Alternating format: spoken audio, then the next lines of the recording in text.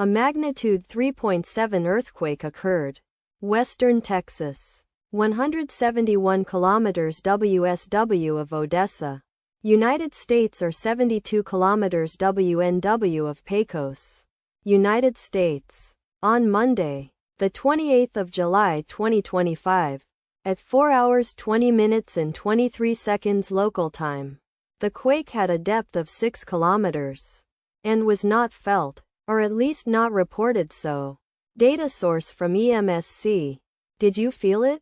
Let us pray. May the earthquake that occurred not affect our brothers and sisters there.